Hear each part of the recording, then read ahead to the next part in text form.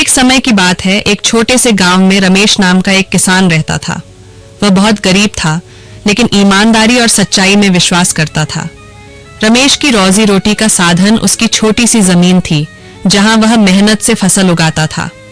एक साल बारिश समय पर नहीं हुई और उसकी फसल बर्बाद हो गई। रमेश परेशान था कि अब वह अपने परिवार का पेट कैसे भरेगा। एक दिन वह बाजार में कुछ सामान खरीदने गया। रास्ते में उसे सड़क के किनारे एक चमकती हुई थैली मिली। उसने थैली उठाई और देखा कि उसमें सोने के सिक्के भरे हुए थे। रमेश सोचने लगा, अगर मैं ये सिक्के रख लूं तो मेरी गरीबी खत्म हो जाएगी। मैं अपने बच्चों के लिए अच्छा खाना और कपड़े ला सकता हूं। लेकिन अगले ही पल उसने सोचा, ये सिक्के मेरे नहीं हैं, इन्हें रखना बेईमानी होगी। मुझे इन्हें उसके असली मालिक तक पहुंचाना चाहिए। रमेश उस थैली को लेकर गांव के मुखिया के पास गया। उसने मुखिया को सारी बात बताई और थैली उन्हें सौंप दी। मुखिया ने कहा, तुमने बहुत ईमानदारी दिखाई है। मैं इस थैली के असली मालिक को ढूंढने की कोशिश करूंगा।